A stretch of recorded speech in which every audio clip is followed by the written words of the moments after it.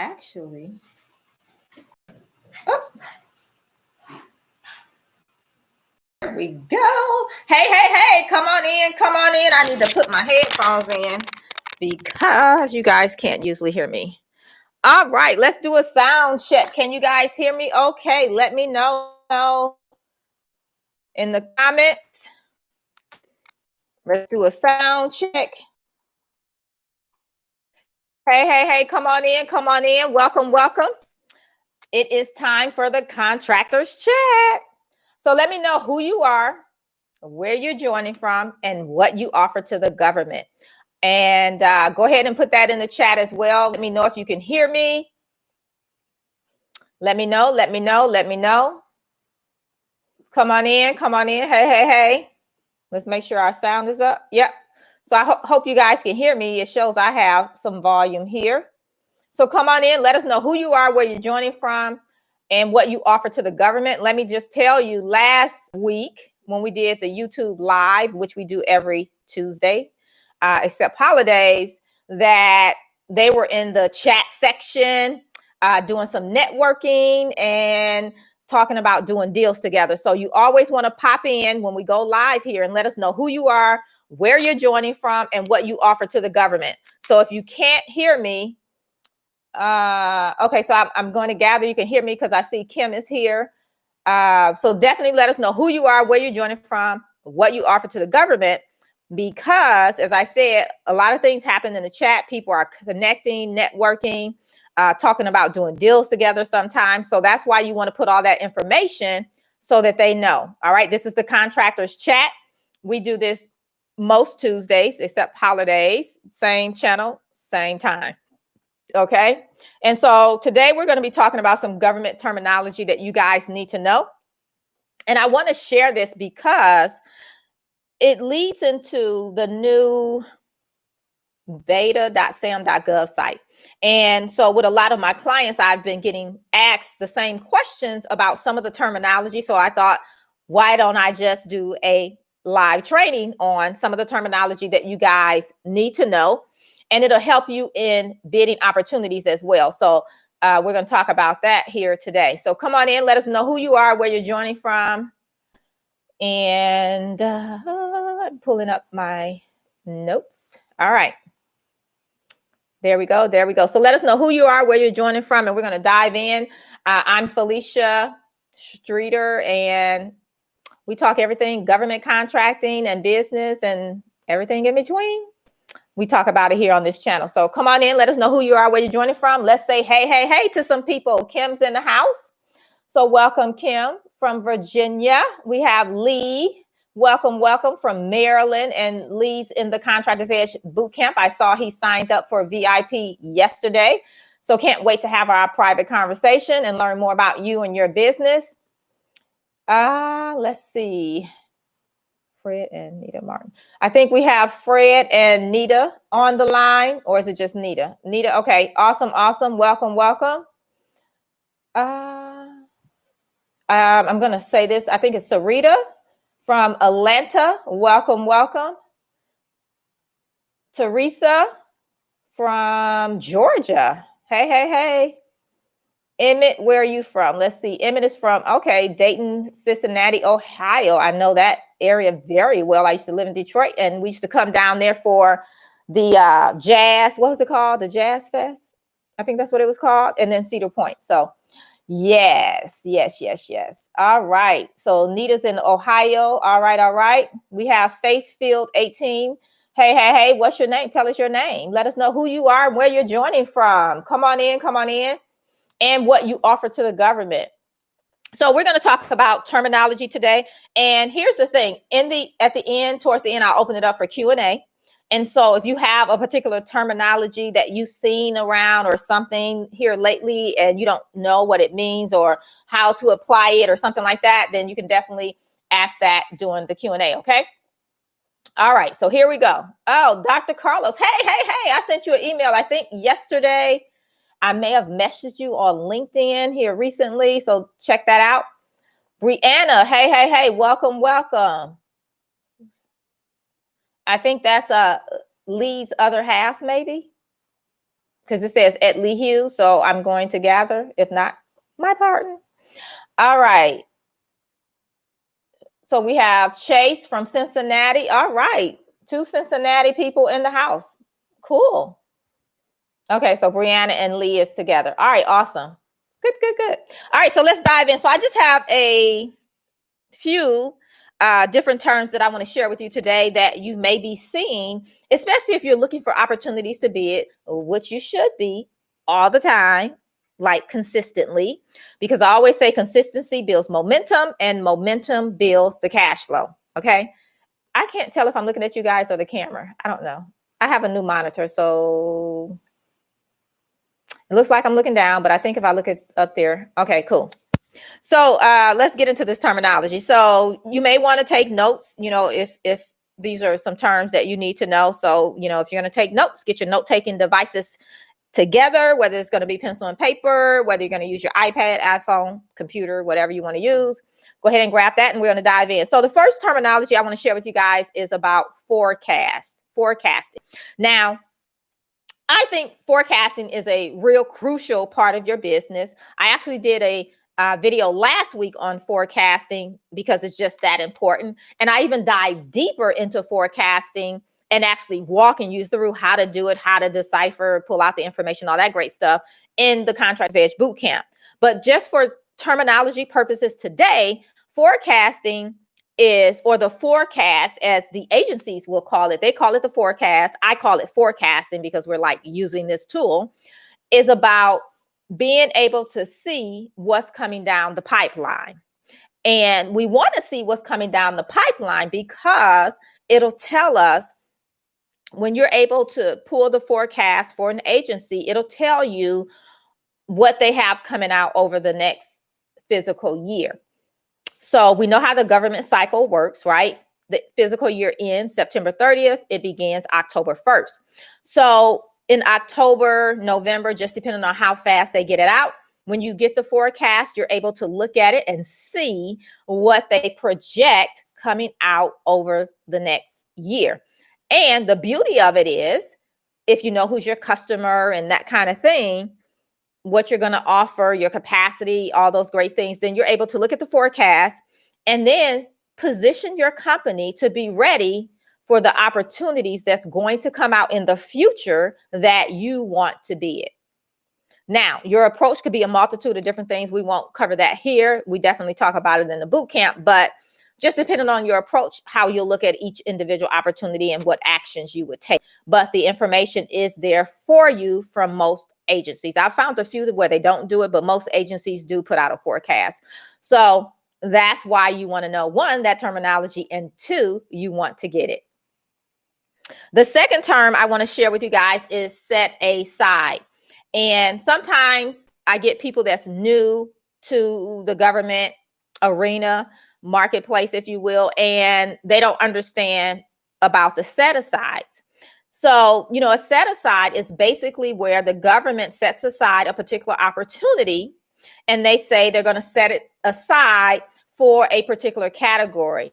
So even within your forecast, a lot of times, if they know how they're going to set aside a particular opportunity that's going to come out in the future, they will tell you in the forecast, which is really, really great. And so you want to make sure you're looking at set aside. So when you go into the beta.sam.gov site, you can actually do a search via a particular set aside. So how do they set things aside? It could be set aside. I'll give you some examples as a woman-owned small business, economically disadvantaged woman-owned small business. It could be set aside 8A. It could be set aside service-disabled vet. It could be set aside veteran. It could be set aside small business, partial small business, total small business, hub zone. So there's a variety of ways they can set aside an opportunity, which, if you know, in order to qualify and be able to bid on a particular opportunity that's set aside for a social economic category, you have to have that particular certification. So in addition to just knowing about set asides, if that's something you're interested in doing and bidding that particular way, you want to have all the certifications for which you qualify. We also talk about that in the boot camp under the government contracting roadmap. where we talk about, your SAM registration, the certifications, how to decipher which ones you need, which ones you qualify for, and where to go apply for those. So that's why you want to know about set-asides. Set-asides are really, really great. And I always tell this example as well with set-asides is that it allows the competition to be limited without you having to do anything. And so if they set something aside for, say, 8A, if you're not 8A, then you can't bid on that opportunity. So automatically they're limiting the competition within the small business arena off the bat. So that's always helpful. Okay, so that's why you guys want to definitely get those certifications. The third thing you want to look at is sources sought.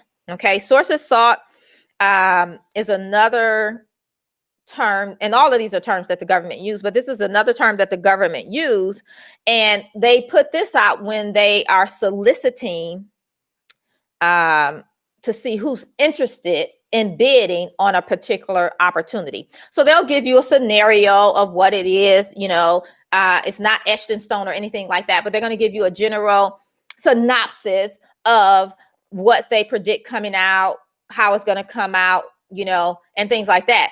One of the reasons, let me tell you why they do this, is because they want to see the interest, not just interest as in who wants to bid on this opportunity, but they're also looking to see how they may set it aside. So a lot of times they may not have it predetermined that they're going to set it aside 8A or woman-owned or service disabled vet. They wait until they get the information back from the sources sought to see what type of interest they have. And then from there, they'll set it aside based on the interest as well as the people that show the interest, their ability being able to deliver on that particular opportunity. So definitely, especially if you're just starting out, you should be responding to sources sought because it also puts you out there and lets them know, hey, Dr. Carlos is out here. He does cyber supply chain risk management, and he's, a minority business or DBE certified, whatever it is, because you're putting all that information in there. And so not only does it put you on their radar for this sources sought, but you've just done an introduction to them in general in case they have anything else. So sources sought are great to respond to, especially when you're just starting out and you have the time. All right, so let's get into these RFs. So we have your RFI, which is request for information. And again, this is the same thing where they're really sourcing information. And they put this out when they know they have a problem, but they're not sure of the solution. Okay. So they have a problem, but they're not sure of the solution and how to solve it. So they do a request for information. Okay. Another great way to respond, get your company out there as well. So definitely don't sleep on those. And then you have your RFPs, which is request for proposals. I said the P word, proposals. Yes. So in your proposals or the request for proposals, they're going to outline their specific needs because they're actually asking you for a proposal. And here's the thing, again, they know they have a problem, but they don't know how they will solve the problem yet. And so this is why when you're doing or responding to a request for a proposal, it's really, really important that you understand the scope of work that they're asking and how you respond to how you're going to deliver in your scope of work. So that's very, very important, as well as showing your experience, your capacity, and whatever else it may take to deliver on that opportunity. But if you're doing a request for or responding to a request for a proposal, you definitely have to be able to read the solicitation. Well, it's not a solicitation, but read the RFP and pull out the requirements. And then because you have to write a narrative and telling them how you're going to solve their problem. Okay. So that's a RFP. And then you have your RFQ, which is request for quote. So a lot of times your requests for quotes are not as extensive as your request for proposals. It still takes, you being able to put together the packet, read what they're asking for, and then give them a quote on how you would provide that product or service. How much is it going to cost them if they get it from you? So that's your request for a quote. Now, even with your request for a proposal, your request for a quote, you need to know how to bid and put together your pricing.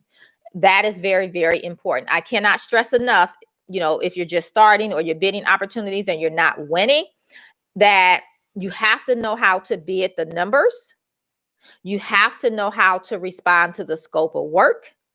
And really, you have to know how to decipher and be able to look at it and even see if you have the ability to deliver on what they're asking for. And then in turn, show them in writing that you can.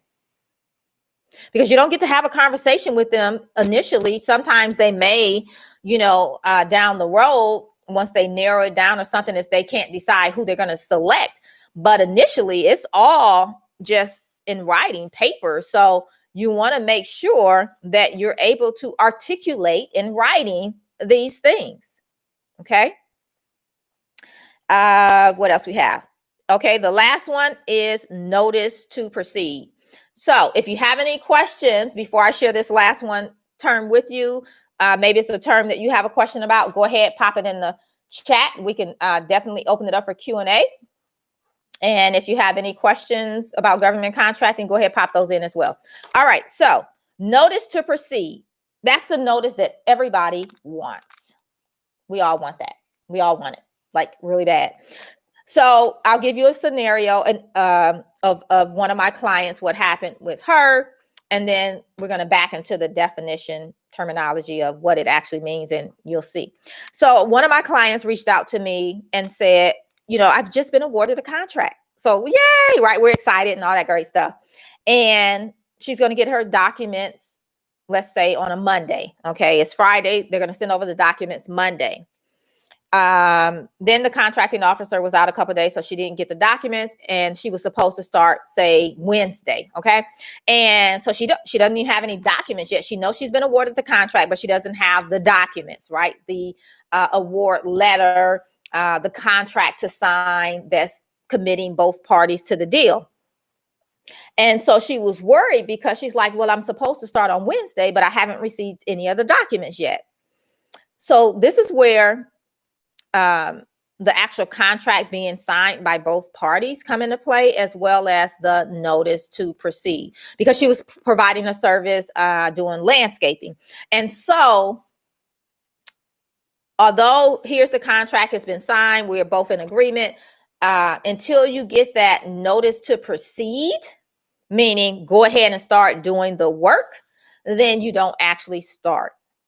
So although the contract may have been awarded, in many cases, you're still waiting on the notice to proceed, which will tell you, okay, as of Friday or next Monday, date, this is your notice to proceed effective that date.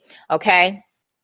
And a lot of times, janitorial for one, because you're providing a service, even if it's a product or something, until you get that notice to proceed, and a lot of times we wait for it in construction for sure. We don't start ordering things. We don't drop materials on site because we can't until we get the notice to proceed.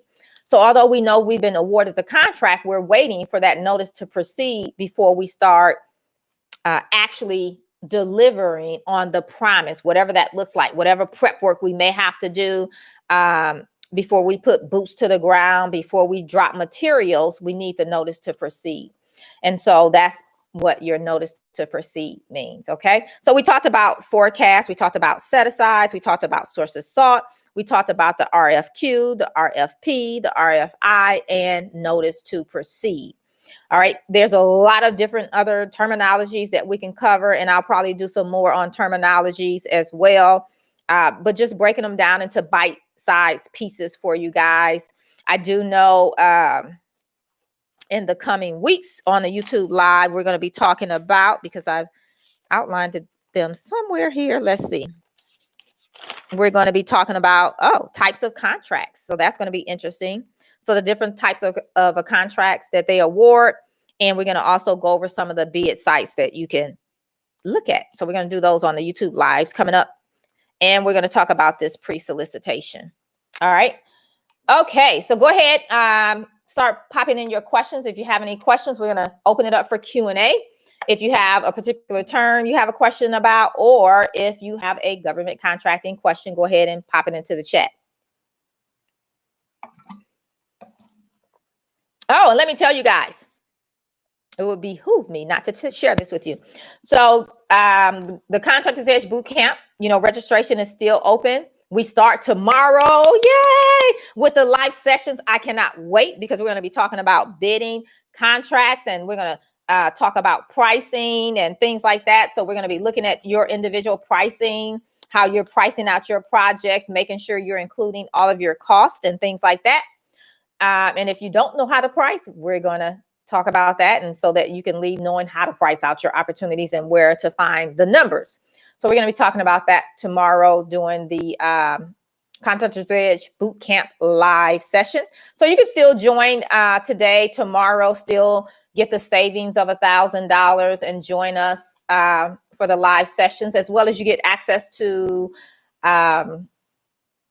all of the training modules. So you get lifetime access to the training modules, as well as you get to come join us for the 4 weeks of the live sessions, where the objective is one thing: to get your first bid done. That is the objective. Now, if you're not there, we still focus on where you're at.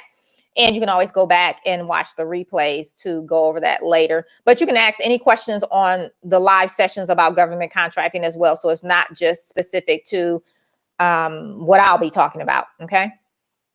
So we're doing that tomorrow. If you want to check it out or still join us, I believe I've opened up more spots, and I know we're over 20. We may be over 25. I don't remember the number, but I can guarantee you I'm capping it at 30 for real, for real, for real. 30 is the max, and we're almost there. I think we're at maybe 25, 26, something like that. But once we hit 30, I'm closing the doors, and you'll have to wait till the next live session, which may be in the fall, possibly. I don't know, because we got the holidays coming up too. So we'll just see how I can fit that in. But right now, you can definitely save $1,000. If you come join us after July 15th tomorrow, then the investment is going to be without the savings. Totally worth the full value. I mean, I have clients sending me, they're getting contracts, $48,000. One client over $100,000. So, totally worth the investment for sure. Right. And it's rinse and repeat. Once you learn this, the beauty of it is you can go out and do it on your own. But I have some people that like to come back because as they're doing new opportunities, new type of deals, because the approach can always be different. They just like to have another set of eyes and get some support on that. So that's cool too. All right. So let me put that in. So it's first bid done fast is where you would go. There's the link to the Contractors Edge Bootcamp. Check it out. No harm, no foul. See if it's something you want to do. If you do, don't hesitate, because I'm pretty sure we'll be closing out registration once we hit the 30, or once we go live, we're going to close it out anyway. So yeah, you won't be able to come to the live sessions. You can still get the training modules for sure. You just won't be able to come to the live session until the next time. All right. Let's see. I'm over in the chat now. Hold on. Okay, let's see. I'm going up. I'm trying to see where does the question start. Okay, so we have Natural QT. Now, who is that? You should tell us your name. Remember, I told you guys that in the chat, a lot of times people are making connections. That's why I always tell you guys to pop in who you are, like your real name, where you're joining from, and what you offer to the government, so that people can connect with you, because they may see your information here and try to connect with you later on a different platform where you can have a private conversation and things like that. All right. So don't be shy with that, because, hey, it's government contracting. A lot of the information is like available. All right. Let me find you again. Okay. So Natural QT says, do you offer one-on-one coaching with your program? So yes, QT, with the government contracting, with the Contractors Edge Bootcamp, you can elect the VIP option. And then with that, you get 2 private calls with me. So you can definitely do that. The investment for that currently is $1,497. Or if you elect to just do the boot camp regular, is $997. If you wanted to work with me longer term, privately, one-on-one, I do have my government Accelerator program. And that is a 90-day program. The investment for that starts at $7,500. So I do that. So, and you can check that out here. I'll put the link down if you just want to check it out. I'll put the link in here for you guys real quick. And I probably only have 2 spots there because I only take like maybe 5 people at a time because I'm all up in your business. We're working together one-on-one on a lot of stuff. So, and the same thing with the boot camp. That's why I cap it at 30, because I want to get to know everybody, your business, and be able to help you individually inside of a group setting. So, all right, I put the link down there for you, Natural QT. You also, Natural QT says, I have over 20 years of HR experience, so that is what I am offering. Are there a lot of contracts for that? So, how many contracts are there for HR? I don't know. You'd have to, do the research and look, but it's not really about how many of them. I mean, really, how many can you handle at one time? And depending on how big they are, how many can you handle at one time? So there's a better question to be asked prospectively, because I think you're asking it to see if it's something viable for you. Yes, they do have HR contracts. If that's what you're asking, I know the answer is yes. How many? I don't know. But then theoretically, how many can you handle? Do you know that? Because whatever number I tell you, how do you know if it's a good number or not, right? There's been times with my construction company, we can only handle 1 contract. It is so huge. When you get into 12 million, things like that as a small business, you only need 1 of those. Trust me, it's juicy enough, and everybody gets fed, they're full, the whole deal. So yeah, I would look at that. Okay. My thing is scrolling. Hold on. Okay. Fred and Nita says, I've received the IRS match validation. What's next? So I'm going to gather you're saying that you did your SAM registration and they did the IRS match and you're good to go? Or was it done with Dun and Bradstreet? I don't know. So here's the process. You need to do your Dun registration. After you do that, you're going to do your SAM registration, right? You get your SAM registration. They're going to give you your cage code. After that, you want to apply for any certifications for which you qualify, as well as start looking for opportunities to bid. Okay. And we definitely break that down in more detail inside of the boot camp. We walk you through it step by step. What does that say? While, let me see. Willie, something like that. Says, new to your channel. Thanks for sharing your knowledge. Heard of you from AJ Simmons. Yeah. So I did a interview on AJ Simmons YouTube channel. So you guys can definitely search and find that. And I really talked about government contracting there. And he just asked me some random questions, whatever he had, or maybe he got them from the community. And I just answered the questions like that. And so you may find that video valuable.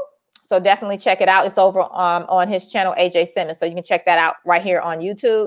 So anyway, Willie question is, how do I find more info about your bootcamp and your other resources? Okay, maybe I've answered that. So anybody have questions about the Contractors Edge Bootcamp, you can go over to firstbidonefast.com. It'll tell you all the details about the bootcamp, what we're covering, what's in the training modules. Everything is laid out right there for you. And the payment options are right there on the page. You can pay on the page. Well, not on that page, but because it takes you to a secure site, right? Just like anything else you order online. But you'll click your level that you want to join, whether regular or VIP. Once you click that, it'll take you to the secure page.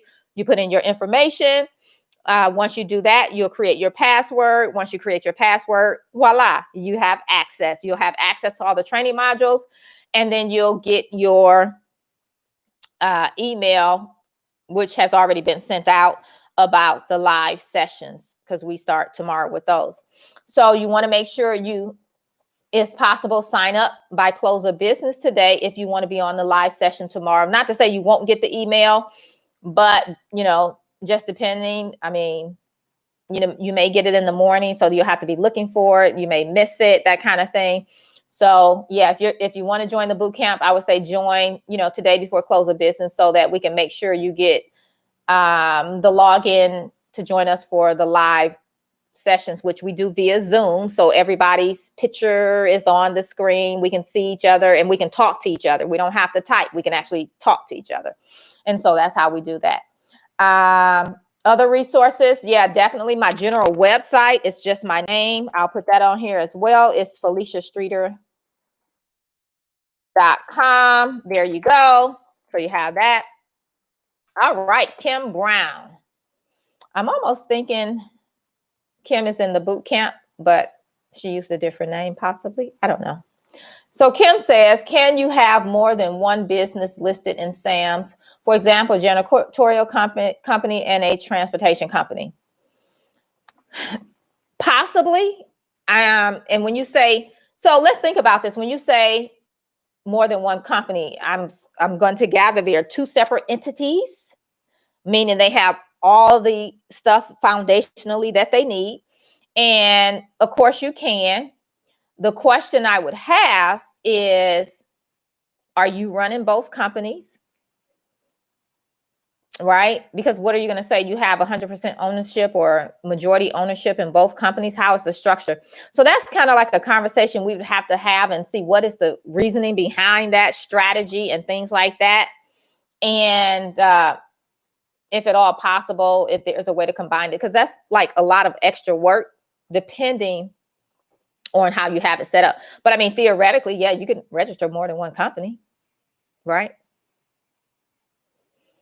Okay. But again, you know, one of the things the government likes to see is that you have majority ownership and you're working full time in your business. So the other problem we would have is, how are you full time in both companies? You know what I'm saying? So, I mean, we could work through it in a conversation for sure and figure it out. But those are just some of the things I would be thinking about. Okay, Emmett says here, I am new to the government world. Well, welcome, Emmett. So how long does it take to learn, master the terminology lingo? It's kind of like learning on the job, I would say. You know, outside of me doing, you know, free videos and trainings and things like that, I think a lot of it really comes to getting in the game. And I like to get people in the game as quickly as possible, because trust me, you'll learn when you're in the game. You're going to learn. And now the foundational things that you have to set up, I've seen people do it in a couple of weeks. Some people take a month or longer, 60 days. Everybody is different. Everybody's level of urgency is different. And so, yeah, it's no set time. Everybody, you know, you move at your own pace, really. And some people, their urgency is like, hey, it's either this or nothing else. And so they're totally committed and they just get it done. Okay, so yeah. I'm scrolling. Hold on. Okay, natural QT is Keisha. Hey, Keisha. All right, awesome. Let's see. I forgot who Faithfield is, but anyway, they say, I want to start selling locally through the government. So you're talking your state, local, county government, city government. Do I need a wholesale license, and where can I find products that is in need that's listed on SAM's website? So depending on what you're going to offer, I mean, you would just search possibly manufacturer, brokers. It just depends on what you're going to offer. So that's nothing more than an internet search and find some vendors that have those resources that you're looking for. Sometimes various vendors may say you need a wholesale license. So that's possible to give you a wholesale price. So you may want to look into that as well. So again, it all depends on what are you offering, who's going to be your vendors, manufacturers, who are you going through, and what they require. Because it's not necessarily that the government wants a wholesale license, because you're not buying it from them, they're buying it from you. But a lot of times, again, that wholesale license help with pricing to keep your costs down to your vendor, which in turn allows you to keep the price down to the government. Okay. Fred and Netta. Is that Netta? My friend name spelled hers like that, and it was Netta. She says, or they say, with the DUNS number, do I need to start up with a credit card? No. No, no, no, no, no. Let me tell you something about Dun & Bradstreet real quick, you guys. So this is some information if you haven't heard yet.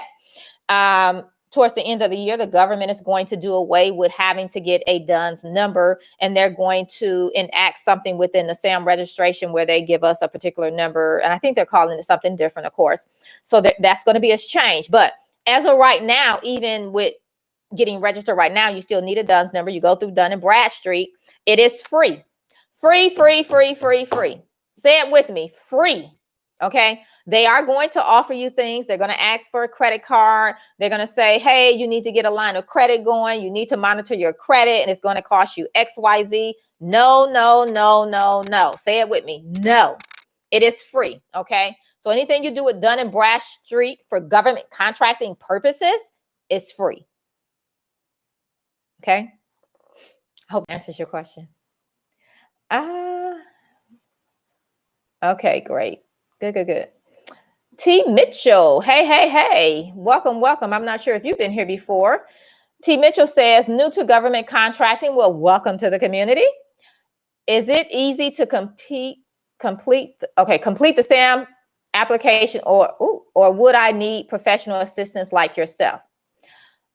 A lot of people can do it on their own. Yes. Now, there's a few things that sometimes people get tripped up on, and it takes them a while to get it processed and activated and approved. But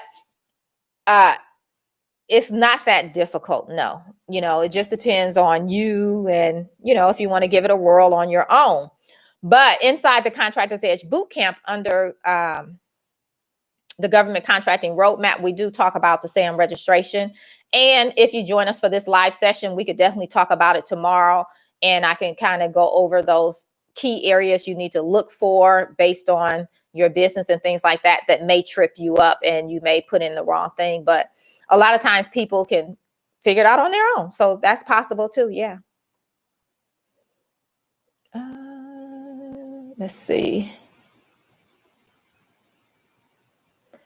Let's see. Okay, Fred and Netta says that's where I found you, AJ. Well, awesome. Good, good, good. I'm glad. Let's see. So we have Brittany on here, and Brittany, I believe it was yesterday, joined the bootcamp VIP. So I can't wait to talk to you. You'll get an email today or tomorrow to schedule your VIP call with me. So Brittany says, what do we do if we have registered in SAMs, but they are unable to verify our EIN? I've tried twice using EIN given by the IRS for my business. Okay, so it could be something within the EIN, but I'm going to say bring that question tomorrow, only because we're going to have a dialogue, and I can help you figure it out and troubleshoot where to look and kind of figure it out. But no big deal. We can get it figured out. Hey, dispatch, you guys and your names, you do know we don't know who you are. All right, awesome. Dispatch now. Let's see. Faithfield 18 says, where do I go to see what products the government needs? So you can go to the beta. Let me see. That name just trips me up. The beta.sam.gov website is one resource you can use to see what they need. That's at the federal level. You can also check, if you're talking about with your state, then your state will have a website as well where you can go and see what their needs are. Hey, Brian here. He says he's ready for tomorrow. Brian signed up a long time ago for the Contractors Edge Bootcamp, this session that's coming up. So can't wait to have you joining us as well. Awesome, awesome. We also have, let me see. Okay, I think that's it. That's the last question. I was just scanning through there. So yeah. So if you guys are, if you're still, wanting some help, you want to join us for the Contractors Edge Bootcamp, I'm going to put the link down here again.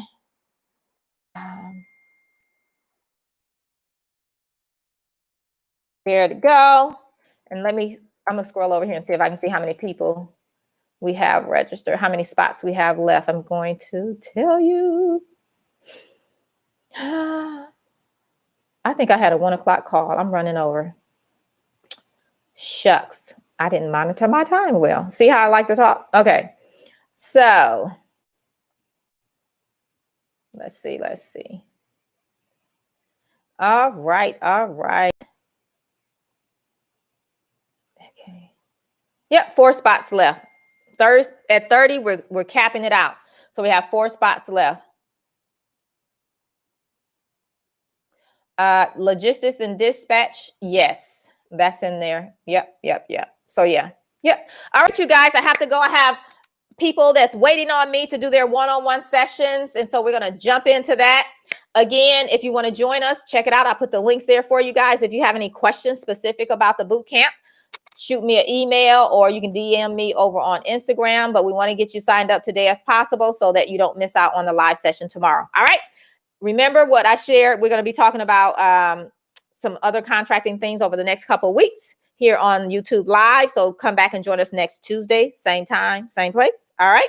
And until next time, I'll see you right back here real soon. Bye for now.